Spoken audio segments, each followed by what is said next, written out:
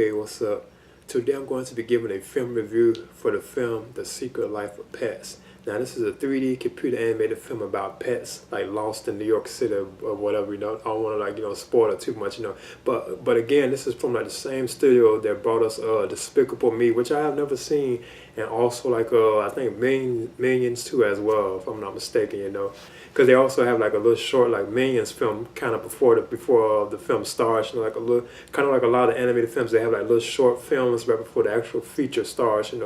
Well, this film it deals with a dog named Matt. I don't know what kind of breed of dog he was. I'm not really too sure what breed he was. But he's living with a young woman named Katie, if I'm not mistaken. Yeah, I think her name was Katie.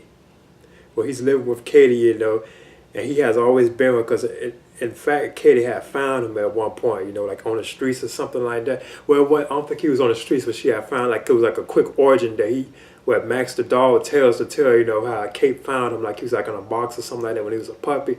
But then he had grew up to be with her and stuff like that, so she kept him her whole life.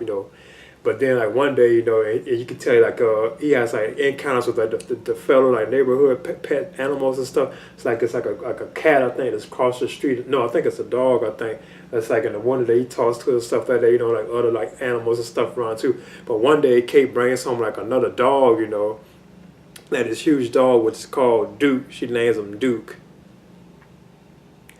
Now, right from now on, you think that kind of Duke is kind of like the villain of the film or something like that to a certain extent, but he's not. But yeah, because he actually, when he calls home, when she brings him home, he's already like causing like destruction and stuff like that. But he doesn't really do it after Kate leaves, then Max be there with him, he's eating like Max's food, like going through stuff, knocking Max out the bed, taking the sheet and stuff like that to cover up and stuff like that. So Max is getting mad at him and stuff like that. So he even like does his own little thing like that. But then one day like Kate comes, she shows up, and she decides to take like Max, Duke, and like other animals out for a walk, like in the park. So that's when Duke grabs like Max and then they like run off away. They run off away until and get lost out in the city and stuff like that. So that's what the film is basically about. Like Max, he gets like stranded with his new fellow dog. Duke, who isn't really the villain either. He turns out to be cool with like Max and stuff like that. But it turned out that they have to actually get back and work their way back home to Katie. And then Duke also has like a owner himself. That he had. That he lost. He's supposed to have lost his owner. That he had grew up with, because he was also like a puppy when his owner had him. But then something happened to his owner and he had lost his way, because he claims that he was like trying to chase after like a butterfly, but then the butterfly like kind of flew away, and then that's how he lost his way home, like the dog Duke. And Duke is like a huge, like massive dog, But like that's what the film is about. They have to get back to where Katie was, But then it turns out along the way they come across like this group of like animals, and they're led by a Snowball, who is like a white rabbit, voiced by Kevin Hart. Now he's kind of funny, and I guess you could say he's kind of like the antagonist of the film. He's kind of like the villain, But I'm not going to spoil it, because to a certain extent he's kind of not. But it kind of spoils. But he's kind of, I guess you could say, the villain of the film, But of course he kind of like turns around and stuff like that, and it helps him in the end, But yeah, in the end, I thought this was like okay, like the voice actors and actresses in the film that I know kind of well, like you have like Albert Brooks, Kevin Hart. Then like the ones I really know, then you have like Louis C.K., Eric Stone Street, Steve Coogan, Ellie Kemper, and various other people too as well. I'm not too familiar with them, and I know Chris Renard is the one that actually directed the film too as well. But in the end, I thought like now the animation, the look of the film was like cool looking. It looks cool. It still wasn't as cool looking as I thought it would be. Like I didn't really think it was too great, like the animation and stuff like that.